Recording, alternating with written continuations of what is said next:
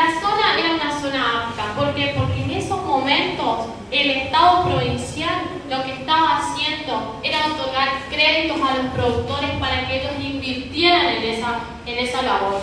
Era una zona apta. Lo que pasa, como lo que decimos en nuestra localidad, no había una cultura, o sea, sí tenían vacas, tenían sus campos, pero ¿qué pasa? El productor no iba a invertir en tecnificarse, en lo que sería, digamos, lo que serían las máquinas para la extracción de la leche, lo que sería una máquina para pasteurizar o para homogeneizar la leche.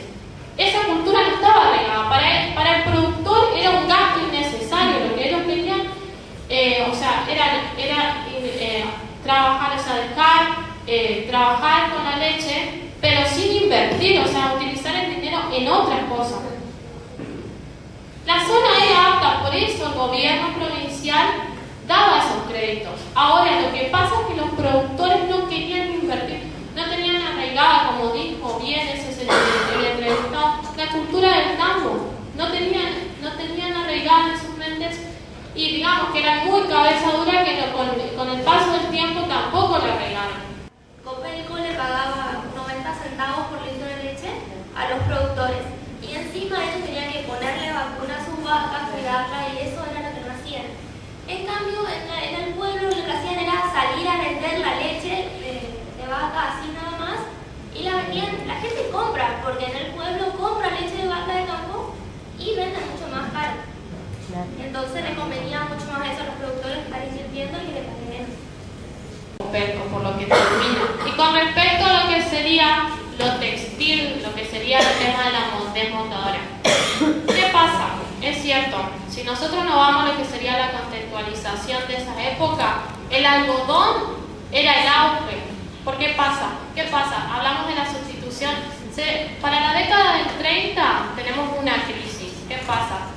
El modelo neoliberal termina, cae. ¿Qué aparece? La sustitución de importaciones. ¿Qué empieza? Se empieza a invertir desde adentro. Se empieza a invertir en materias primas y esas materias primas salen afuera, se empiezan a vender. Nuestra zona para el quinquenio 1940-1945 llegó a ser la segunda más importante en la producción de algodón, después del Chaco. Y para 1939 fue el 15% superó lo que sería la importación de algodón. Se llegó el 15%, cayó y se supera, la producción de Formosa superó el 15% de las importaciones. Es cierto, podemos hablar de que nuestra zona en ese momento era la zona que tenía una comunicación por el tema del río, que era el tema del fluvial, y también había el ferrocarril, que era de otra forma, porque se hablaba en ese entonces, cuando se instala la desmontadora oficial, había un problema. Ese problema, ¿qué decía? Había una desmontadora oficial en una localidad vecina, que era el puerto Zapallar, que hoy es General San Martín Chaco. ¿Qué pasa? Para 1958 recién se construye el Puente Libertad que une a las dos provincias. Había una inversión, o sea, ¿por qué pagaba más la desmontadora del puerto Zapallar?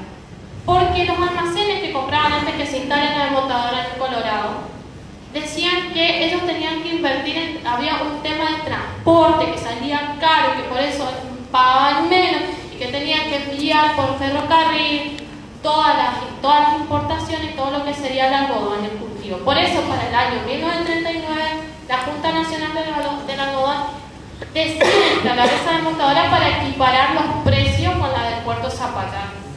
Por eso se puede decir que sí, que fue una zona importante, pero para esos años llegó a ser la más importante y tuvo grandes consecuencias. Buenas tardes. Yo te quería preguntar, porque, corrígeme si me equivoco, es como que en el Colorado hubo en determinado momento, o sea, como que se apostó mucho al lugar, hubo un gran desarrollo al lugar, pero como si lo que faltó fue la cultura del valorar el trabajo por parte de la población. Yo te quería preguntar con respecto a la actualidad, si hay alguna acción colectiva que se realice desde la ciudad para superar esta situación y lograr ese nuevo despegue como hubo, que comentaste, en la década el 30 o el 40, porque nos hablaste de todo un periodo histórico donde por parte del gobierno o de empresas, no sé si nacionales o privadas, tuvieron inversión en lo que contaste de la parte del algodón o de la lechería, pero como que la gente no le dio importancia o no valorizó eso que tuvo en su momento la ciudad. Entonces, si ahora en la actualidad hay algún proyecto, alguna acción por parte de la misma ciudad para volver a ese despegue económico y no solo depender de la parte de lo que es el gobierno, como hablaste de todos los empleados públicos. La infraestructura, que hay grandes obras, que se está trabajando para que el Colorado tenga un despegue. Pero cuando nos referimos a lo que sería inversiones en inversiones, por ejemplo, en microemprendimientos o cosas que sean privadas, o también lo que sería el trabajo agropecuario, no se ve nada.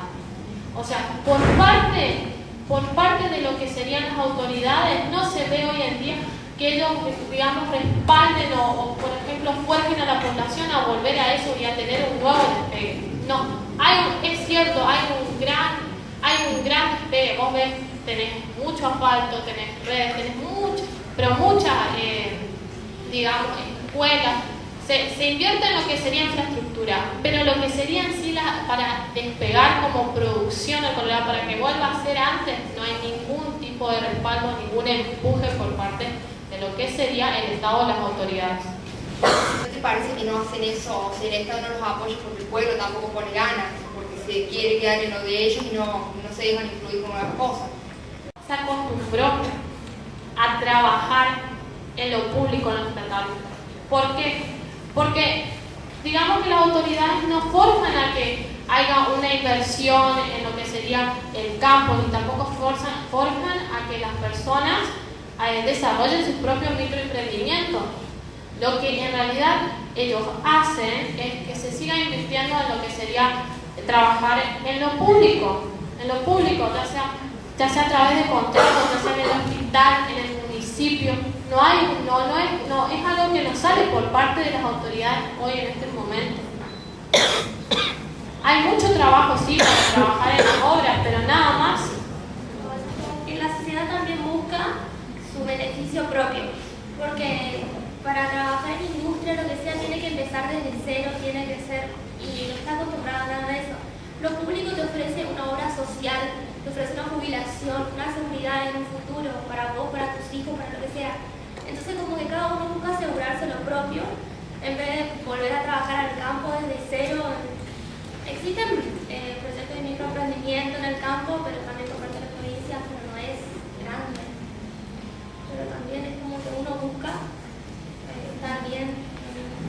Quiero decirles que sinceramente la exposición, los aportes orales han enriquecido muchísimo el trabajo.